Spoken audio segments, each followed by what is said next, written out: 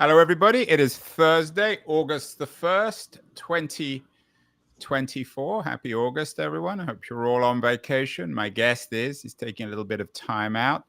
It's an interesting news day today, in addition to the inevitable avalanche of news about Biden and Trump, not Biden, the Freudian slip, Harris and Trump.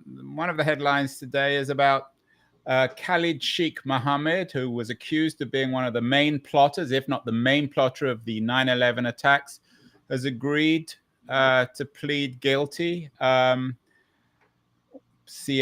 CBS are all reporting it. Fox inevitably is suggesting that there's something behind it. Their headlines suggest that Biden played no role in the plea deal. May be true, may not. But of course, what it suggests is 9/11 is never very far from our minds, even though it's more than 20 years ago. My guest today has a book out on 9/11, on how it's cast its shadow over all the generations. Matthew Warshauer is a history professor at Central Connecticut State University, and his book is called Creating and Failing the 9/11 Generation, the real story of September 11th. And Matt is joining us from South Jersey, where he is on vacation.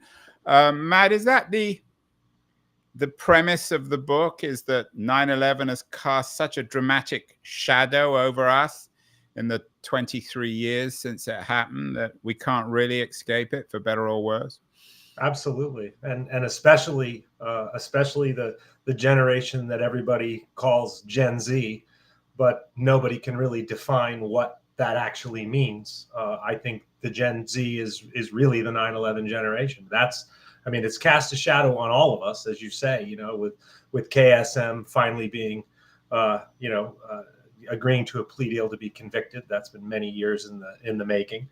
But this is an event that has shaped the world in which we live today. There's no question about it. Explain what you mean by it. Matt, I have to admit a degree of skepticism when it comes to people who say, well, we lived through 9/11. Now, of course, if you had the misfortune to be in one of those buildings or had loved ones in those buildings on September 11th of 2001, it's quite another thing. But actually living through it is neither here nor there. It was a horrible event that many people watched on television. Why, in your view, has it cast such a dramatic shadow? Because it's consumed the American psyche. It's the first time that the United States was attacked on its homeland. You have to go back not to Pearl Harbor, but to the War of 1812, the last time the United States was attacked. Where you're coming. When it occurred, you're coming to the very end of the 1990s, when the United States has successfully lasted out the Soviet Union in the Cold War, and pretty much Americans think that we are the future, that liberal democracy and capitalism that goes with it is going to spread throughout the world, and that we are the last superpower standing. And then 9/11 comes along and really sort of shoves our face in it and causes Americans to really question not only our safety, but the salience of our government. When we go into Iraq and Afghanistan, the war on terror is by any measure an absolute disaster. Our economy fails in the aftermath of 9/11. There's so many elements of it. What do you mean our economy fails in the aftermath of 9/11? Oh, my God, the economy crashes in the aftermath of 9/11. And we could talk a good bit about what the United States does in order to try and solve that problem, because nobody's going to be investing in the stock market in the aftermath of that. They lower interest rates to historic lows, and then you get the 2008 crash. All of that follows in the wake of 9/11. Couldn't one argue, though, the same thing about COVID? And there have been many books about it, that America has been dramatically changed by COVID. It seems as if America always imagines itself as being dramatically changed. I take your point about the end of history, although we've done some books recently on the 1990s, which suggests that the 1990s weren't quite as halcyon as some of us might like to remember. In your view, how, I wouldn't say inevitable 9/11 was, but something like 9/11 that would bring Americans back to reality? Well, I mean, frankly, there's nothing like 9/11. And COVID certainly isn't 9/11. Well, no, I don't want to I was getting into trouble, Matt, for interrupting. But if you want to quantify it, COVID killed a lot more Americans than 9/11. Why is 9/11 such a big deal? How many Americans were killed? About 3,000.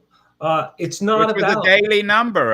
it's in not. the Yeah, depths of the I agree with crisis you, of but the it's not COVID. about. It's not about the death count. It's about the psychological impact that it has with Americans, centered on this concept of American exceptionalism and thinking we're on top and untouchable, and having that pulled out from under them. Jack Beatty, journalists, I think, put it perfectly. United States was cast out of Disneyland when 9/11 happened. We thought that we were just tops. And some guy living in a cave showed us that we weren't. I don't buy the comparison with COVID in the least. COVID was hugely problematic, very economically impactful, very problematic diplomatically and politically. But with a pandemic, there is not necessarily evil intent behind a pandemic. With 9/11, there is. And that concept of evil is metastasized by the Bush administration. You talk about being cast out of Disneyland, so we're cast out of a place that didn't really exist, or a fake place, by people from caves. What do you mean by people from caves? Are these primitive people? Who were the people in your view who committed the great crime of 9/11? How would you present them? Well, I think when I say cast out of caves, I mean that this is largely the broad-based American perception, that Osama bin Laden and his organization Al Qaeda somehow got incredibly lucky, that they were basically primitive, and they got incredibly lucky, and somehow managed to hoodwink the national security apparatus in the United States. That is not my view. That is the view of most Americans. I think if you read bin Laden's writings, and I've read an awful lot of them, he was a very, very formidable foe. When you look at, you had started off with KSM, without question, the mastermind of 9/11 with his concept of the planes operation. He wanted actually to do a much bigger operation than what occurred, and bin Laden pulled him back to focusing on just the 4 planes. You talk about this event, the first attack on American soil, but in the 90s, of course, there was the Oklahoma bombing. Didn't quite kill as many people, but equally shocking, domestic terrorism. 9/11 was foreign terrorism. Every country experiences bouts of terrorism. The Russians, for example, seem to be particularly prone to this. I grew up in England in the 70s and 80s, where there were many incidents of Irish terrorism. Why is this, again, perhaps I keep on repeating the same question, Matt, but what's so different about this example of terrorism from the Oklahoma bombing of the 1990s? I think you're asking great questions, and I think that your question is actually ultimately correct, but it doesn't mean it's true in terms of the American psyche and how they view things, right? I mean, if the United States had responded to Oklahoma City with Timothy McVeigh and Terry Nichols, truly guys who were connected to the Christian identity movement, which is, right-wing Christian extremism, which has flourished in the aftermath of 9/11. If Americans paid more attention to it and treated that in the way that they treated Islamic terrorism, maybe we'd have a little bit different conversation. But the fact of the matter is, we don't. The 1990s, as you note, and again, I agree that it's not quite as halcyon as people think. But there is still a sense in the United States during that time period that the United States is on an awfully good roll. You didn't mention, but we could also include the first attack on the World Trade Center, the bombing that goes off in the basement of Tower Which 1. could have been equally catastrophic. By good fortune, it wasn't. Well, I mean, it was miscalculated. They didn't, they didn't really understand the engineering. But again, Americans don't pay attention to it. So from one perspective, you could look at 9/11 and go, well, why were Americans so shocked by this? They shouldn't have been. But the fact of the matter is they were. And it does have a tremendous, tremendous impact on Americans, and not just for a little while, for years and years and years. And there's plenty of studies of sociology and psychology that go into this in great depth that I discuss, in particular in the first chapter of A Generation is Born. So I think that Americans, with this concept of American exceptionalism, which a lot of Americans still hold on to, I think Donald Trump tries to tie into that when he talks about make America great again, because Americans feel that something somewhere along the line has been lost. Whether or not Americans are, they're really seeing reality in everything that's going on, it is not necessarily really the question, right? It's the perception of what they believe that really has the impact here. And when it comes to perception, Matt, of course, we're all dependent on media. To what extent do you see 9/11 as the end of 20th century media? It was still presented top down. There were some bloggers, but there was no social media. The internet existed, but most people still switched on their television. I happened to be in Philadelphia on that day, and everybody gathered round a television. I'm guessing the same was true for yourself.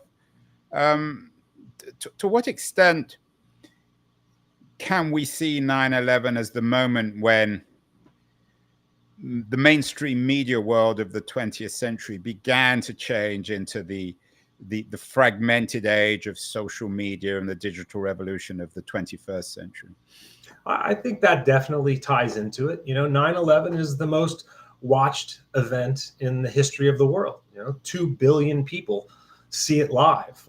Part of it has to do with the timing of the morning, with the really perfect balance of time between the first plane hitting at 8:46, where everybody starts watching. Calls go out all over the place, and then at 9:03, that second plane flies in. Americans watch that loop over and over and over again.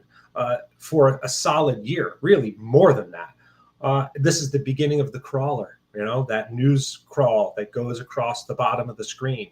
The major networks right after 9/11, they run their news shows without any commercial interruption for I think it's something like 90 something hours.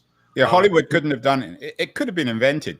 And some people thought when they watched it for the first time, many people thought that it was actually a Hollywood production. Where were you on 9/11? I was in a classroom with students, and in Connecticut. Anybody of our age, we know exactly where we were. I was in a classroom. We certainly do, man. Yeah, with a bunch of students, and somebody walked by the classroom door and said, "Hey, a plane just flew into one of the towers of the World Trade Center." And I, for whatever reason, I looked at my class and I said, "Let's go." And we walked down a flight of stairs and we watched that whole thing live. And I refer to it as the collective gasp, or the gasp heard around the world, because 2 billion people around the world all at the same moment go, "Oh." Yeah, I remember I was watching after the first plane hit in Philadelphia, and there was that collective gasp when the second plane hit, because everybody at that point understood that this wasn't an accident. Exactly. And so you were asking about why does it change the United States so much? How does it impact so much? It's not just us. It impacts many places in the world. The last chapter of the book is something that I really found fascinating. It's called 9/11 in the World. And I know that, no other writers have really engaged in this aspect of it, of looking about how 9/11 impacts other nations around the world and how their news coverage actually changes as a result of this. And, I start the chapter out with a kid living in the Middle East, and he comes home, to grab a quick lunch, going to university, and he sees what's happening on the news, and he just thinks to himself, if this can happen to the United States, what does that mean for where I live? If somebody can do this to, the all powerful US, what could they do to me? So I think that the reverberations of 9/11 are incredibly profound and made worse by the U.S. reaction to it, especially the invasion of Iraq. Well, I want to get to those consequences, the invasion of Iraq, Afghanistan, its impact on younger people. After the break, I want to remind everyone that Matthew Warshauer is the author of Creating and Failing the 9/11 Generation, the real story of September 11th. I want to get to that real story after the break. But when it comes to the real story of the world, our friends at Liberties, a new quarterly of culture and politics, do a very good job covering the world. Going to run a short ad for Liberties, and then we'll be back with Matt Warshauer to talk specifically about 9/11 and how it has failed young people in America. So don't go away, anyone. We'll be back in a second. The noise, there is nuance, insight.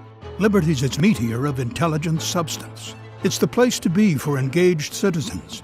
Politics, opinion, substance. Liberty's is a triumph for freedom of thought. A quarterly of urgency, of cultural exploration, of intellectual delight, of immaculate prose. It's invaluable. Subscribe now or find Liberties at your favorite bookseller. We are back with Matt Warshauer, the author of Creating and Failing the 9/11 Generation. Matt, the subtitle of the book is The Real Story of September 11th. Everyone has their own real story. I'm sure you're familiar with the work of William M. Arkin. He was on our show a couple of times. And his book on that day, The Definitive Timeline of 9/11, suggests that the US government failed its citizens on 9/11. Do you agree with Arkin's argument? And what is the real story of 9/11 in your view? I do agree with his argument that the U.S. government failed, and they continued failing. This is the bigger problem, and why the 9/11 generation is unlike any generation in U.S. history, because they've literally never experienced functional government in their lives. For me, the real story of 9/11. Hold on, say that again, Matt. They've never experienced functional government since because of 9/11? Yeah, is that pretty what you're much. saying? Yeah. Yeah. Go on. We'll come back to that, because that sounds slightly exaggerated, but maybe you're right. Go on. Well, so the real story of 9/11 to me is obviously a reaction to what the mass of the writing on 9/11 is, what I refer to as the tragedy and the triumph narrative. This idea that this horrible tragedy befell the United States, and that we were resilient and we're a great nation and we rose up and we're triumphant. If there's a very good book named by Mitchell Zukoff, Boston University professor, called Fall and Rise, which just defines this concept of the tragedy and triumph narrative. And what most of these books focus on are the 102 minutes of 9/11. And this is the amount of time from when the first plane flew into the North Tower to when that tower collapsed. The North Tower was hit first, but it fell last. And this is this 102 minutes. And it's all about that this was this tragedy, and that, the first responders were, they helped us. We were triumphant afterwards. We rose up. And to me, that is just a fraction of what the story of 9/11 is about. It doesn't go before it and engage the question of why. It doesn't follow afterwards and explore what happens in the aftermath. I genuinely believe that 9/11 is the most momentous event of the 21st century thus far. And the Twin Towers fell across the path to the 21st century, and the United States had some choices to make as to how they were going to react and what they were going to do. I believe they made the wrong choices, and hence the idea that they've failed the generation, that they've failed the United States citizens. Many conspiracy stories, of course, about 9/11. I think there are some people who perhaps might even argue that it never really took place. In your book and in your understanding, you're obviously very well read in the literature. You've done a great deal of research. Is the basic narrative that this was a terrorist act committed by well-organized, well-financed members of Al-Qaeda? Is that correct? Yes, I think it's correct. Is there anything that we get wrong? Is there anything about the story that, in your mind, the conventional story, that doesn't smell quite right? I mean, we'll come to the failure of American intelligence, which I think many people have written books about. Sure. I think the essential narrative that bin Laden, gets extremely upset with the United States because of the bases in Saudi Arabia, because of the treatment of Iraq, that he forms Al-Qaeda, that he starts, focusing on the United States, and he launches this attack. I think all of that is correct. I think that it is, honestly, it's quite a brilliant and simple plan that they do. They had were wire cutters. It was, I don't think any of us would want to admire it, but in technical terms, it was a remarkable achievement. Absolutely. Look, it's on a shoestring budget, right? $400,000 to $500,000 is all this costs, and they are successful 4 out of 4 for taking the planes, and they're successful 3 out of 4 for hitting their intended targets. That is an incredibly successful operation. It is, if you want to call it evil, if you want to call it, horrid, that's fine. But I don't think anyone's going to argue. I certainly wouldn't argue with that, with you on that, Matt. What about the responsibility of the American security state, particularly the FBI and the CIA? How much accountability do they have? I think they have tremendous accountability. And I think, if you look at the 9/11 Commission report, they conclude, I think, correctly, that these two organizations are notorious for not communicating and sharing information with one another. And that really creates problems and leads to this failure. But it's also a failure of very much so the Bush administration. You could also look at the Clinton administration and the failures in the waning months of Bill Clinton. And, he wasn't able to respond really particularly effectively because he's stuck in the Monica Lewinsky scandal. But the Bush administration, when they come in, of course, there's always going to be some lag between, a new administration coming in, especially after, a Republican administration coming after 8 years of a Democratic administration. But it's also incredibly clear from all of the information that's available that the Bush administration, they just didn't care. They had no interest in dealing with Al-Qaeda. They didn't take it seriously in the least. There were plenty of presidential daily briefings with headlines that said, that bin Laden intent on attacking inside the United States. Richard Clark, the national security advisor, said the system was blinking red. So it's a massive failure, just a massive failure. The fact that the United States goes into an incredible security state afterwards, I think to a certain extent they go overboard, right? You're not going to be able to pull off another 9/11 style attack. It's all based on surprise. Matt, you said something earlier, and please correct me if I misunderstood or misrepresented, but you said since 9/11, American government has essentially disintegrated. I don't quite remember what words you used. Is that what you meant? Do you believe that American democracy has essentially failed since 9/11 in the more than 20 years since the planes hit the towers? I think there's a good bit of American democracy that has failed. And I think that it leads directly to Trump, and it leads directly to the moment that Americans find themselves in now. What I said was that the 9/11 generation have never really experienced functional government in their lifetime. And I believe that that's so not experienced absolutely correct. functional government. I mean, we've had the administrations of, I mean, of course, there was the Bush administration, which actually, for better or worse, did rather well out of 9/11. Bush's ratings were very low, and then he became, for a while at least, the most popular American president in history. But then we had Obama, Trump, Biden. You're suggesting that no Americans have experienced functional government since 9/11? What do you mean by that? I'm saying that the 9/11 generation, these kids that have grown up in the aftermath of this terrorist attack, have not witnessed for them, for a functional government for them. What has gone well for this generation? We've got shootings that are out of control. You know, I've been talking with students about this subject for 10 years. They see domestic shootings as a much greater danger to them than foreign terrorism. That's got nothing to do with 9/11. What has government been able to do to solve that problem? How is there were mass murders before 9/11 on campuses and afterwards. Why is that connected with 9/11? Not even close to what we have experienced in the aftermath.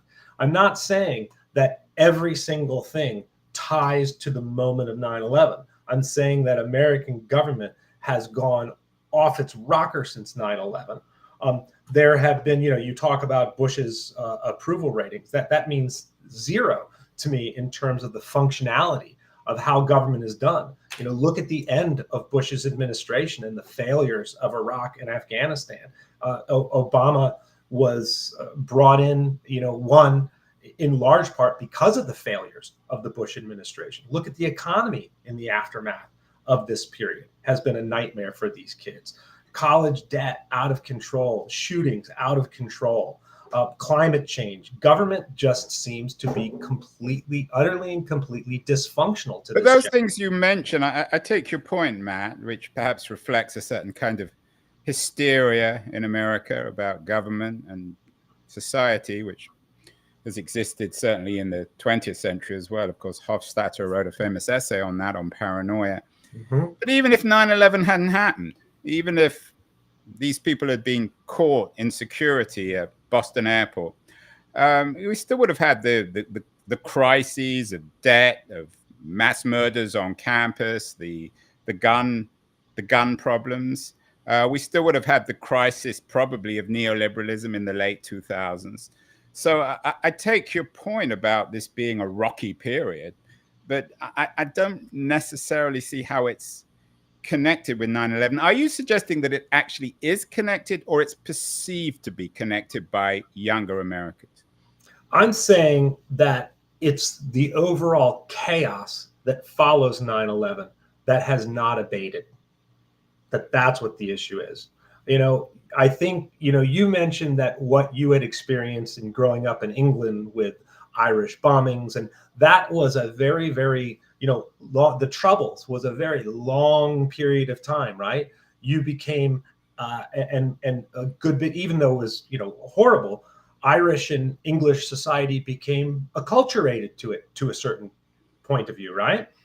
That's not the case for 9/11, right? This drops, for most Americans, 9/11, I was going to say drops out of the sky. It literally drops out of the sky for the American public. And I think you can't simply, sort of whisk away this concept that the American psyche isn't profoundly impacted by this, and that there isn't chaos that follows it, that remains, it doesn't abate for a long period of time. I take your thesis about anxiety and dysfunctional government in some ways, but Jonathan Haidt has a new best-selling book out about the anxious generation, how the great rewiring of childhood is calling an epidemic of mental illness. I don't think Haidt spends much time in this book, The Anxious Generation, talking about 9/11. All these things have happened. 9/11 is a piece of it, but it's not necessarily central. I read Haidt's book with his co-author, The Coddling of the American Mind, and I think that he's right. I think some of it has to do with the smartphone and increased anxiety in relation to that. But, I address that book specifically in my first chapter. I think that they're absolutely wrong, that they don't recognize 9/11. I think they make a big mistake in that. They start talking, they focus in particular on 2013, 2014, the number of college-age students that are arriving on college campuses, and that this is sort of this time period where there is, a massive crisis on college campuses of anxiety. And they don't go backwards and go, oh man, that's the same age group that were young and saw 9/11 happen live, right? These are my nieces. This is the same ages as my nieces and nephews, right? I mean, go take a look. Go and Google Osama bin Laden and his death when that happens. Who's out in the streets partying and celebrating that the boogeyman has been killed? It's all college-age students. It's all those kids who were 8 and 10 years old when 9/11 happened, and they watched the entire world around them and every adult in their lives collapse, not for a little while, for a long time. And that has a profound... Some people might argue, though, Matt, in terms of your argument about this generation not experiencing functional government, that even Obama's success in assassinating bin Laden reflects, and I want to come to American foreign policy more broadly in a second, but that reflects a degree. You may not necessarily admire or approve of that state assassination, but it reflects a degree of functionality that America was able to revenge itself. What does killing bin Laden do in terms of the larger scope of the war on terror? Zero. He's been largely, the Bush administration would make the decision to go into Iraq. I looked at Bush and the people around him, their speeches, and really dissect the speeches and look at them very, very carefully. Bin Laden is largely replaced by Saddam Hussein. You look at Bush's speeches in the aftermath of 9/11, and bin Laden disappears. And if there's one thing, to go back to your earlier question about, what did the government not get right? They could have captured bin Laden immediately after 9/11. They had him. They knew exactly where he was in the Tora Bora Mountains. And my belief is, and there's been writing on this, that they absolutely let him escape because they needed the war on terror to go on much longer. So, you're saying it was a conspiracy, that they chose not to assassinate him because they wanted to extend the war? How are you going to go into Iraq if you've already killed bin Laden? All right. One of the CIA operatives, a guy named Michael Warshauer, was on the ground in Afghanistan. He was in direct contact with Rumsfeld and the Bush White House, and he literally used the term in one of his communiques, "Let's kill the baby in the crib," meaning we have bin Laden. We can end this thing before it gets too out of hand. And the extra forces that he wanted, there were 1,000 Army Rangers right over the Afghan border that could have been flown in to cordon off the area, and it's not done. So they want bin Laden. They let bin Laden go. That's again, I can't call you on it because I don't know enough. It's quite a damning statement, certainly if it's true. Let's talk about foreign policy more specifically, Matt, because I think on that front, you're, at least in my view, on more solid ground. Since 9/11, American foreign policy seems to have been a series of disasters. We've done many shows on Afghanistan. We had Ruben Gallegos running now in Arizona for Congress on the show about his experience in Iraq. How catastrophic was America, or has American foreign policy been since 9/11 in terms of these tragic, catastrophic misadventures in Afghanistan and Iraq, and perhaps more broadly in the Middle East?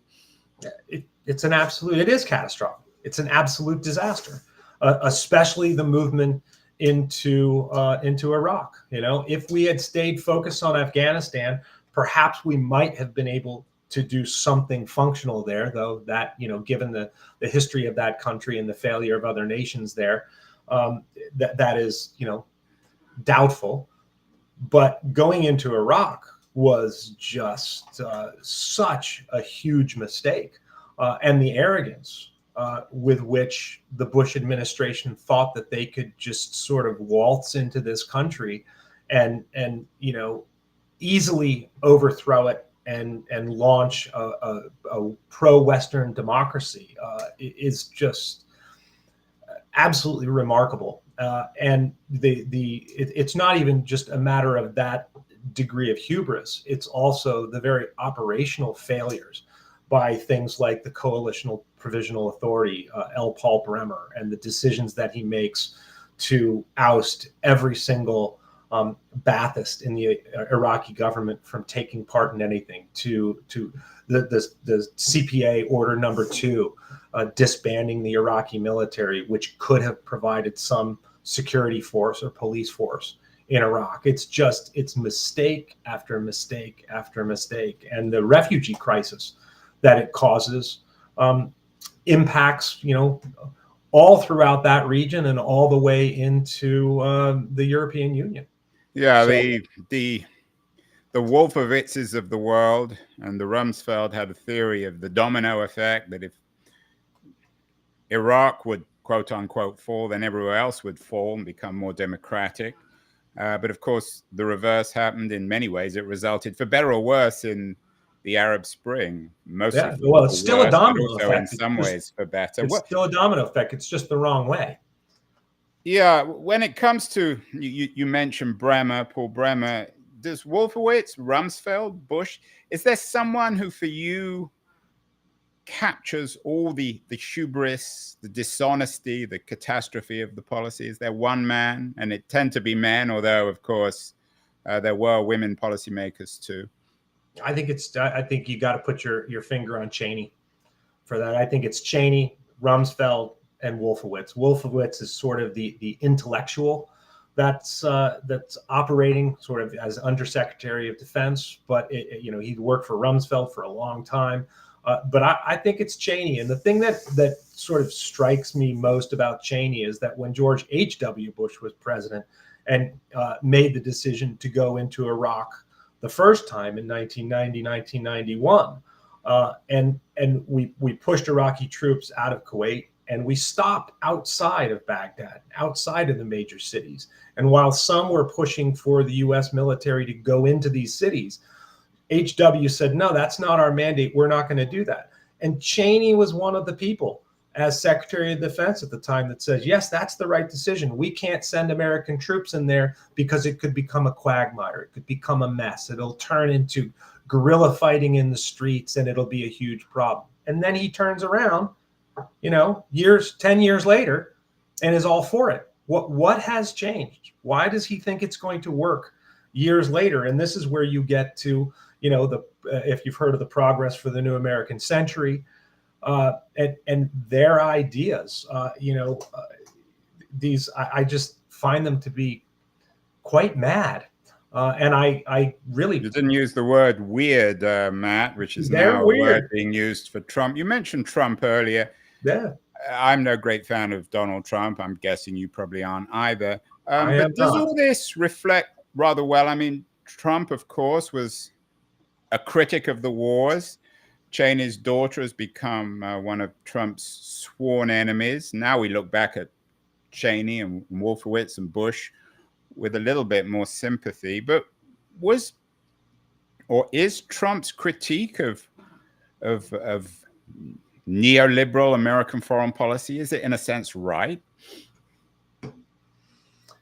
He's critical of the Iraq War. I agree with him in that. I think his vice president, J.D. Vance, he did a tour overseas in the Marine Corps, and he came back from that, and it really turned him into a libertarian, questioning American foreign policy. I think that, things that are going on right now in the world, let me back up for 1 second. The impact that the war on terror has on our own allies in regards to what we do over there. We are heavily criticized by many of our allies. I think a lot of the impact of that is starting to change a bit because NATO is having to come together more strongly because of Russia. We are certainly, you look at what's going on in Palestine, we're never going to abandon Israel because of the larger threats that extend outside of the border of Palestine and Israel, right? So we're seeing a sort of a new Cold War, right, and a reorientation of threats that the United States has faced. So I think we are coming away from the impact of the war on terror in the 9/11 years, but our response in the war of terror certainly didn't do us any favors around the world. Right, and of course, the new Cold War now is associated with China. I don't want to get too deeply into this, Matt, but do you think that Russia could or would have invaded Ukraine and China rattling its sabers on Taiwan without these invasions of Afghanistan and Iraq? I think you just asked exactly the right question. Yeah, I don't think that those things would have been likely. You know, when the United States, which is supposed to be the sort of maintainer of international law and order, engages in, a largely internationally illegal war and basically says, screw the rest of the world. We're going to made a mockery of international organizations like the United Nations. Absolutely. Absolutely. So, and you're convincing me a little bit, Matt. You're doing a good job. What about internal stuff? I'm less convinced of that. We've had Elliot Ackerman on the show several times, a wonderful writer and a very important figure, I think, in contemporary America. One of the few highly educated upper-class Americans to have fought in these wars. He was on the show recently talking about the danger of mercenaries and the value of national service. Was one of the problems with these wars in Afghanistan and Iraq, although this may not have just been 9/11, but they were fought not by the kids coming out of Harvard and Yale, but by essentially a mercenary force? I think that that's definitely a component of it. And let me wrap it into something else that you had asked about in terms of dysfunction and extremism in the United States.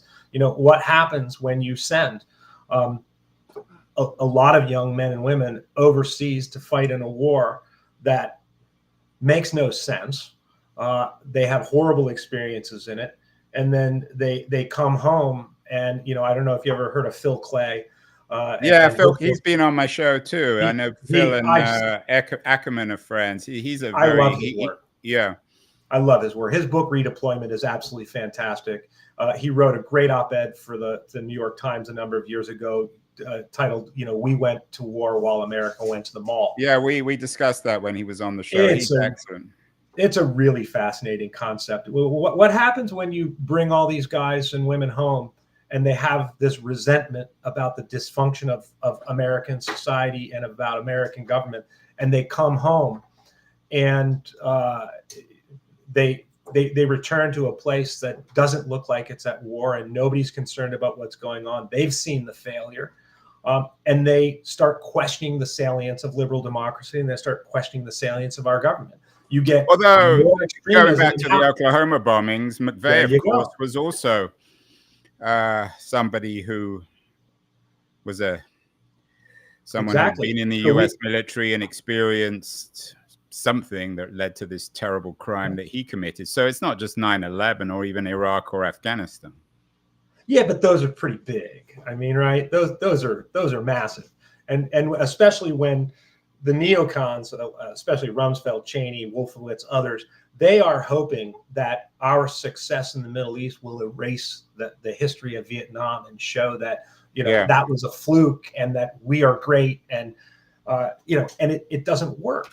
And so when it doesn't work, what's downstream of that? How does that impact the society even further? So again, it gets into my argument that they've seen little more than dysfunction.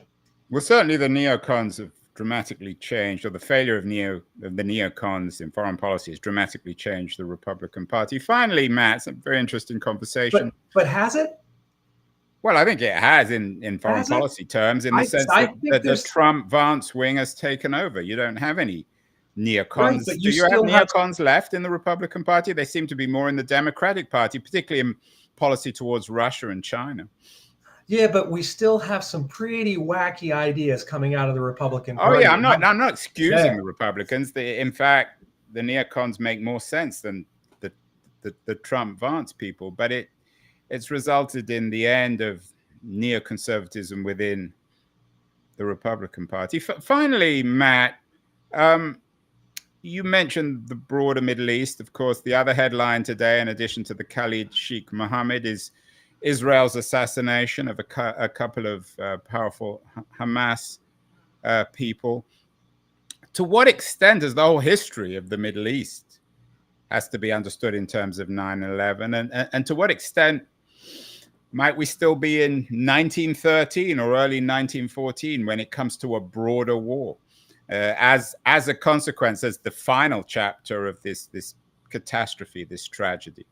I think that is the key to actually understanding 9/11, right? And this is why so many of these books, this is why I call the book The Real Story of 9/11, because most of the authors that write on this subject, all they want to deal with is the 102 minutes, the tragedy, the triumph.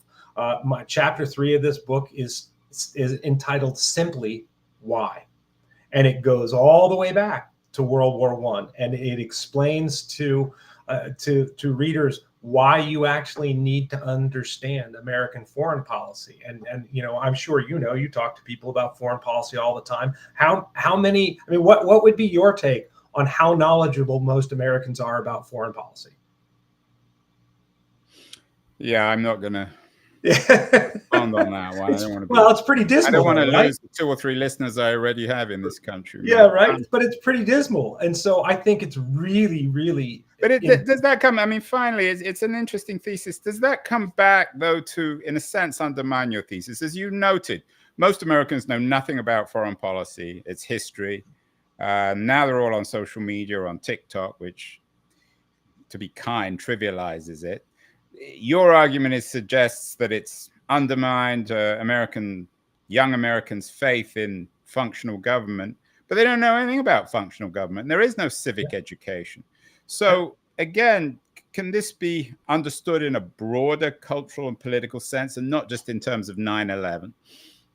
Yeah, absolutely. And that's in fact exactly what I argue in the book. I'm not trying to suggest that 9/11 is, that every, member of the 9/11 generation experienced some sort of traumatic event, and that, if they just go lay down on a psychologist's couch, that somehow this is all going to be revealed and they're going to wake up one morning and go, aha, it was 9/11.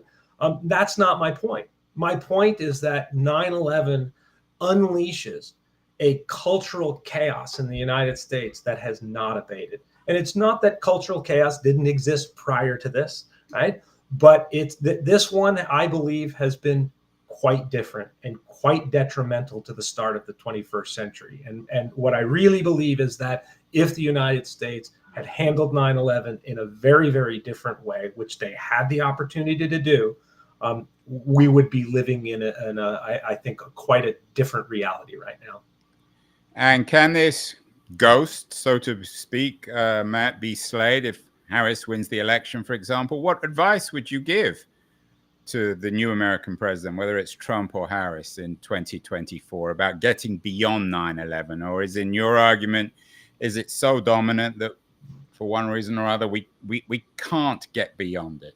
I think a Harris victory in this election will bring us in the right direction, because what I'm hearing from students of this age group, they have been remarkably uninterested in this election until Joe Biden stepped away. And you, I'm sure, have seen the news of 40,000 new registered voters, and the youth of America. They're the ones that are going to make the difference in this election, and it's about whether they show up or they don't show up.